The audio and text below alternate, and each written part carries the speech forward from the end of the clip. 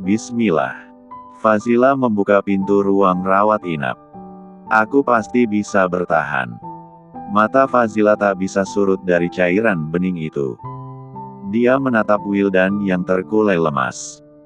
Masalahnya semakin bertambah saat uang tabungan mulai terkikis. Dia sudah bertekad untuk menyetujui permintaan Bilal yang membangun dia menjadi asisten pribadi. Bunda, nanti kita akan ketemu lagi kan sama Om Tampan itu. Zidan menarik ujung lengan abaya hitam Fazila. Fazila tak tahu harus menjawab apa. Dia hanya bisa tersenyum hangat lewat mata. Will, tadi Zidan ketemu Om Tampan. Seru Zidan yang duduk di pangkuan sang bunda. Wildan yang masih lemah itu menoleh. Om Tampan. Fazila harus memutar otak untuk membuat dua anaknya tidak memikirkan pria itu. Sayang, Zidan mau jadi saudara yang baik kan? Katanya mau masuk surga dengan Wildan. Mau dong bunda. Ya sudah, Zidan suapin Wildan makan. Jangan sampai tumpah ya. Zidan mengangguk. Fazila menghela napas panjang. Dia bisa lolos dari situasi genting itu. Hal selanjutnya yang dilakukan Fazila adalah mengambil ponsel bututnya. Mengirim pesan pada Dina. Fazila, Dina, aku mohon buatkan surat kuasa atau apalah. Aku ingin melindungi anak-anakku dari kejahatan Kafka. Dina, loh, kenapa jadi seperti ini? Apa yang terjadi? Kamu seperti ketakutan sekali. Fazila, tadi aku bertemu dengannya. Aku tidak ingin dia berpikir bahwa aku ingin menganggap pernikahannya dengan perempuan licik itu. Fazila, untung saja, dia tidak mengenaliku, tapi aku tidak yakin akan lolos di kemudian hari. Dina, loh, Kafka sama Ratna belum menikah, Faz. Emaknya nggak setuju. Dina, kamu tahu sendiri Tante Maryam itu orangnya agamis banget. Dia gak merestui hubungan mereka. Fazila melebarkan retinanya. Jadi mereka selama 4 tahun ini belum menikah. Memang Fazila merasa tidak ada harapan lagi antara dirinya dan juga Kafka bersama. Namun, dia tak menyangka keadaan masih saja sama seperti dulu. Sementara itu Kafka juga masih memikirkan wanita bercadar yang memiliki mata indah itu. Ya ampun, aku sampai melupakan bunga untuk Ratna. Pria itu kembali lagi ke toilet tadi. Senyum terbit dari bibir Kafka, tatkala mengingat akan manisnya momen pertemuan dengan Zidan. Zidan membuatku ingin segera menjadi seorang ayah. Kafka meninggalkan toilet itu masih mesem-mesem. Saat tiba di ruangan tempat Ratna dirawat, Kafka menatap penuh cinta. Sayang, kok muka kamu ada lukanya? Suara Ratna serak. Apa ada yang nyakitin kamu? Enggak kok, sayang. Kafka datang ke arah Ratna. Mengecup punggung tangan wanita itu. Tadi ada anak kecil. Dia sangat ekspresif dan menggemaskan. Kamu udah pengen punya anak ya? Ratna harap mereka bisa menikah secepatnya. Kafka mengangguk. Rasanya menyenangkan sekali saat aku punya kesibukan lain selain di kantor. Bisa menemani anakku main dan melihat tumbuh kembang mereka.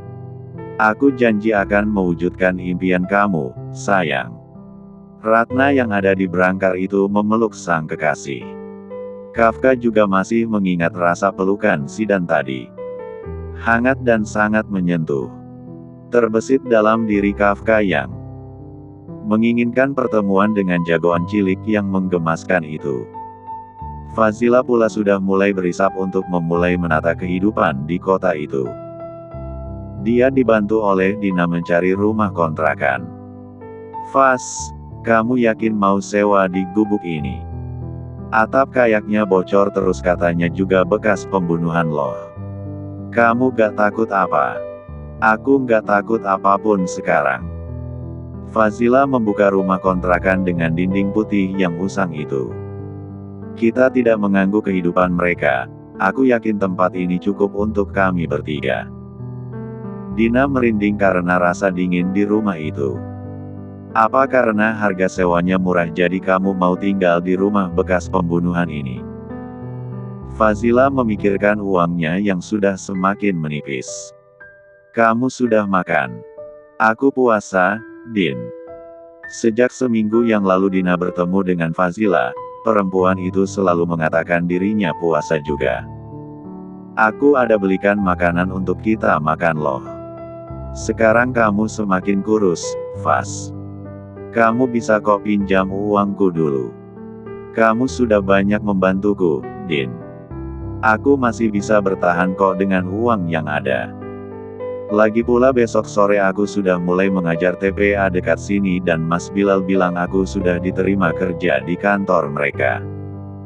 Alhamdulillah kalau begitu Faz. Dina menggenggam tangan Fazila. Kamu yang kuat ya Faz, aku bisa jadi sandaran untuk kamu bercerita.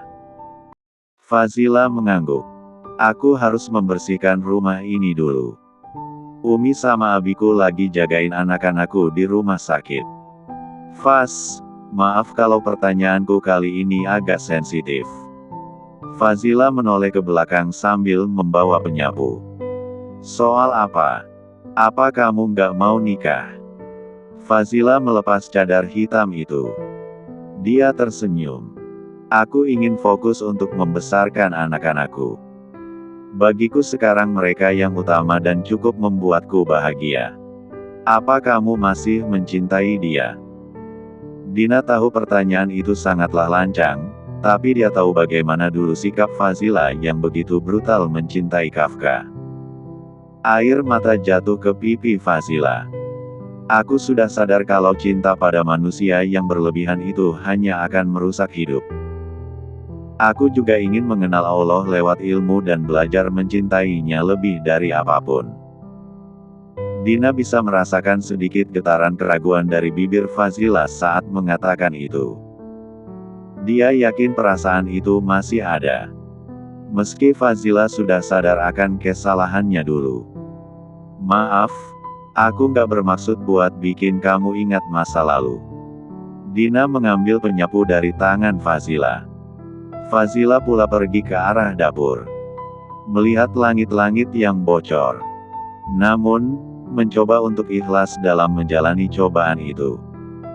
Malam itu Kafka menurunkan egonya untuk bertemu dengan keluarga di mansion mewah mereka. Kali ini Kafka pergi sendirian. Dia membawa bunga daisy putih kesukaan sang ibu. Meski tempo hari Maryam sempat menamparkan pipinya, tapi itu tidak membuat dia tetap menjadi sosok durhaka. Kak. Nuha menggandeng anak tertua di keluarga itu. Mama selalu nungguin kakak pulang loh. Ayo duduk di sana. Meja makan itu penuh dengan makanan kesukaan Kafka. Kafka jadi merasa tembok yang ia pikiran tidak pernah ada. Keluarganya selalu menerima ia pulang dengan tangan hangat. Duduklah, Kaf. Sang ayah menarik kursi untuk sang istri. Maryam masih konsisten membawa tasbih. Bibirnya selalu mengingat Allah. Ini untuk Mama. Kafka berjalan ke arah ibu. Memeluknya. Maafkan Kaf yang waktu itu lancang dengan Mama. Kamu pasti punya tujuan datang ke sini. Maryam sangat mengenal sang putra. Kafka tahu jika dia mengatakan niat sebenarnya terlalu dini, maka akan terjadi pertikaian yang membuatnya tidak bisa makan makanan favorit bersama keluarga. Ma, sudahlah. Kita makan dulu ya. Kepala rumah tangga di situ menggenggam tangan istrinya. Nuha, ambilkan rendang itu untuk kakakmu. Iya, Pak. Nuha yang mengenakan cadar itu mengingatkan ia pada wanita yang ditemui kemarin. Kenapa memandangku begitu, Kak? Nuha menyipitkan mata. Kamu sekarang semakin dewasa. Kakak minta tolong jagain Mama selagi kakak nggak ada. Ish, kakak ini, macam Nuha ini orang lain saja. Nuha harap Kak Kafka juga bisa bahagia. Kamu jadi buka bisnis setelah S3 selesai. Tanya Kafka dengan menoleh ke samping sang adik. Aku buka beberapa cabang TPA, tapi aku butuh gedung yang ada di dekat sekolah SD Islam yang punya perusahaan. Apa boleh Kak? Tentu saja, Nuha. Itu juga punya kamu. Aku soalnya suka anak-anak. Apalagi mendengar mereka belajar Al-Quran, rasanya sangat meneduhkan. Kafka hanya bisa tersenyum kecil.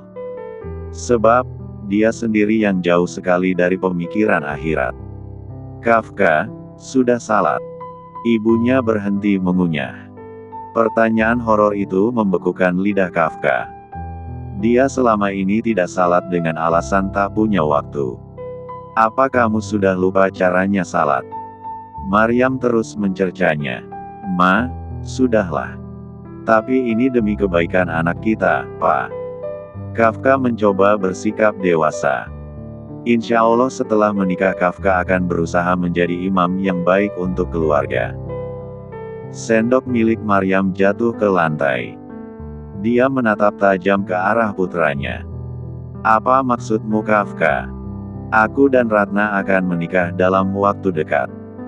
Kami sudah mulai mempersiapkan pernikahan, beber Kafka dengan tenang. Maryam menarik napas dalam-dalam. Baik, kalau itu yang memang kamu inginkan.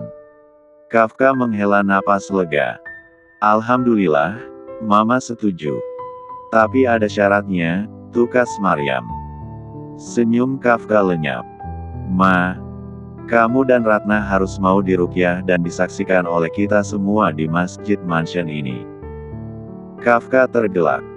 Mama kira aku dan Ratna kerasukan setan apa? Aku melakukan ini dalam keadaan sadar, Ma.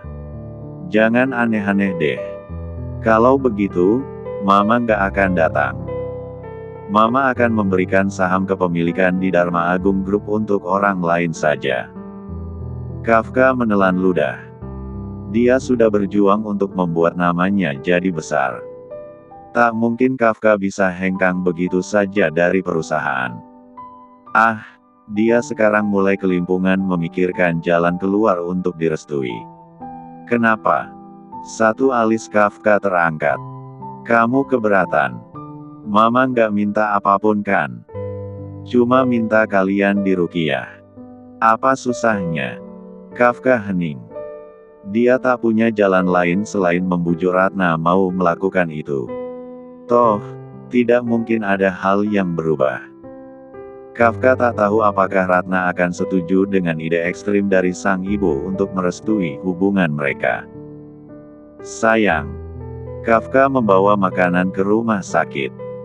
Ratna memang masih dirawat di rumah sakit. Dia terlalu banyak mengambil job hingga kelelahan. Ada apa? Ratna selalu paham dengan setiap sikap yang ditampilkan Kafka. Kafka tersenyum. Kamu memang selalu ngertiin aku. Ia mengecup punggung tangan itu. Sayang, kita akan direstui Mama. Kamu sudah bilang kita akan menikah. Mata Ratna berbinar menatap Kafka yang berlutut padanya. Mama kamu udah mau nerima aku. Tapi ada syaratnya. Syarat. Ratna memicingkan mata. Mama mau kita berdua diruqyah. Apa? Ratna tiba-tiba meledak. Menepis tangan Kafka. Kenapa sih segitu bencinya mama kamu sama aku? Sampai-sampai dia nyuruh aku ruqyah. Kita ikuti saja keinginan mama.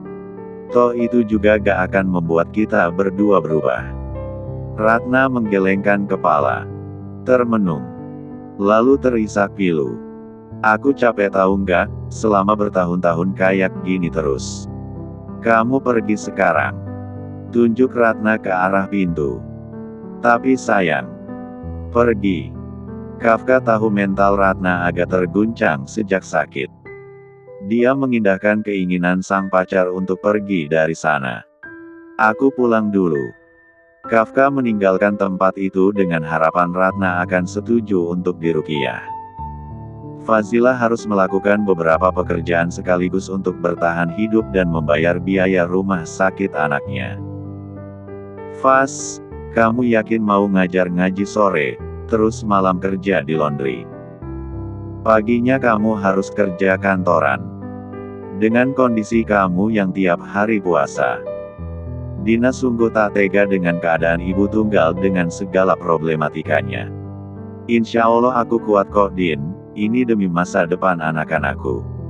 Terima kasih sudah mau mengantarku ke TPA ini. Aku harus bertemu dengan pengurusnya dulu. Dina yang masih duduk di kursi kemudi itu menyerahkan sesuatu ke dalam tangan Fazila. Faz, aku yang gak kuat ngeliat kamu harus berjuang mati-matian untuk pengobatan Wildan. Ambil ya. Kamu harus makan yang enak. Jangan tolak. Dina tadi berkunjung ke rumah kontrakan Fazila. Dia hanya melihat hanya satu telur yang tersisa di dalam kulkas. Terima kasih Din. Fazila pula tak mau membuat perempuan itu sedih karena niat baiknya ditolak. Saat masuk ke dalam ruangan pengurus, Fazila termenung karena dia mengenal Nuha, adik dari Kafka. Mbak Fazila Huzaimah, jadi mengingatkan saya sama seseorang. Fazila tahu adik Kafka itu orang yang sangat baik dan lemah lembut. Kini dia bertemu dengan versi bercadar. Persis seperti Nuha yang mengenakan cadar juga. Iya, terima kasih karena sudah menerima saya menjadi guru ngaji di sini. CV Mbak ini bagus sekali. Saya harap kita bisa mencetak generasi yang cinta Al-Quran ya Mbak. Iya. Fazila selalu suka dengan jalan pikiran wanita yang santun bersahaja itu. Nuha merasa Fazila seperti orang yang ia kenal. Namun, dia tahu kalau Fazila yang dekat dengannya dulu telah meninggal dunia. Keesokan harinya Fazila datang ke kantor yang sudah diberikan alamatnya oleh Bilal. Fazila mematung di depan gedung kantor yang menjulang tinggi. Dharma Agung Group. Kakinya gemetar. Ini kan. Saat hendak membalik badan, Bilal memanggilnya dari belakang. Faz, ayo lewat sini. Bos kita sudah menunggu. Mas, apa mungkin dia mau menjadikan aku asisten pribadi? Apa iya kriterianya wanita bercadar? Pacarnya gak mau dia punya pai yang seksi, apalagi cowok. Makanya kamu cocok jadi panya. Dia nyari yang bercadar. Fazila masih tak puas hati saat mereka masuk lift. Loh Mas, gak bilang kalau saya jadi pak cowok. Firasatnya mulai tak nyaman. Pekerjaan ini profesional kok, dia mana doyan sama yang bercadar. Kamu juga udah setuju dan tanda tangan kontrak. Fazila harap atasannya tidak mengenal Kafka. Sebab, dia tahu betul Kafka yang menjadi CEO di perusahaan besar itu. Mas tunggu. Fazila menghadang Bilal untuk berjalan lebih jauh setelah mereka meninggalkan lift. Kamu akan tahu setelah masuk ke ruangannya. Dek. Fazila hampir kejang-kejang karena orang yang akan menjadi bosnya adalah ayah dari dua putra kembarnya. Kafka. Satu kaki Fazila mundur ke belakang. Napas tercekat. Dia ingin keluar dari garis takdir yang mempertemukannya lagi dengan Kafka. Kafka ingat mata indah yang ia temui di rumah sakit. Mbak bukannya Bunda Zidan. Fazila menelan ludah. Loh Bapak kok tahu? Tanya Bilal. Inilah yang akan menjadi asisten pribadi Bapak yang baru. Kafka melotot. Jelas dia tak pernah membayangkan ide nyeleneh dari Bilal. Maaf Mbak, saya bicara dulu dengan Bilal. Fazila baru bisa bernapas leluasa saat keluar dari ruangan yang penuh dengan nuansa masa lalu. Astagfirullah, ya Allah. Kenapa jadi sangat kacau seperti ini? Tangan Fazila masih gemetar hebat. Kafka menyilangkan tangannya. Gila kamu Bi, apa kata orang kalau aku punya asisten pribadi pakai cadar begitu? Apa dia mampu menjalankan tugasnya?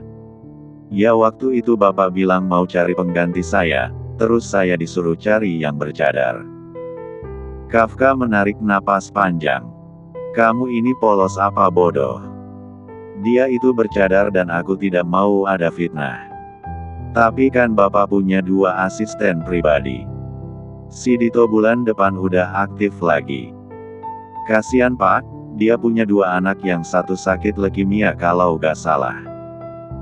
Lagian Bapak kan gak satu ruangan berdua. Kita kan kerja tim Pak. Bisalah Pak. Ini darurat sekali. Fazila juga sebenarnya tidak mau. Dia kira bosnya wanita, tapi tak disangka malah Kafka. Untung saja dia tidak sendiri. Ada asisten pribadi yang lain. Sehingga tidak menimbulkan fitnah. Fazila terpaksa melakukan pekerjaan itu demi anaknya. Dia harap tindakannya diridai Allah karena kepepet. Dek. Kafka jadi ingat Zidane mengatakan bahwa dirinya punya adik kembar. Kamu kira perusahaanku penampung orang yang harus dikasihani?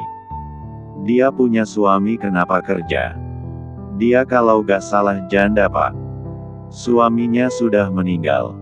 Terus baru kerja karena bantu buat biaya berobat gitu. Saya masih berjuang Pak buat ngeyakinin Fazila buat jadi suaminya. Apa? Siapa tadi? 2 alis Kafka terangkat. Apanya yang mana Pak? Siapa yang kamu bilang tadi? Oh saya lupa, namanya Fazila. Dek. Hati Kafka berdesir. Mendengar nama yang sempat singgah di masa lalu. Nggak mungkin. Kafka tahu betul Fazila yang ia kenal adalah sosok yang barbar, seksi, dan bucin padanya. Nggak mungkin gimana Pak? Ini CV Fazila. Bilal menyerahkan berkas di tangannya. Dia sudah tanda tangan kontrak. Kafka lekas membuka riwayat hidup Fazila. Dia. Fazila Huzaimah. Ia menghela napas sejenak. Aku pikir dia Fazila yang aku kenal, ternyata bukan.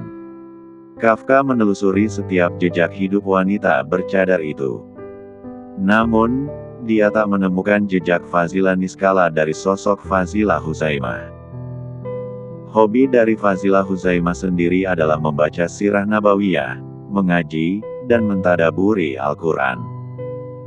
Sementara Fazila niskala adalah sosok yang suka nyalon, hobi belanja, dan suka party. Hingga dikenal suka mabuk. Jadi gimana Pak? Apa Bapak terkesima dengan riwayat hidup Faz? Itu sudah punya saya ya Pak, jangan diganggu. Bapak sudah punya Nona Ratna. Kafka menghempaskan berkas itu. Mungkin dengan wanita bercadar ini menjadi asisten pribadiku, Ratna gak akan cemburu. Ya sudah, suruh dia untuk bekerja hari ini juga. Baik, Pak. Kebaikan Bapak pasti dicatat oleh malaikat. Sebaiknya kamu pergi sekarang sebelum aku menjadi malaikat maut yang melemparmu ke neraka. Bilal lekas keluar dari dalam ruangan itu.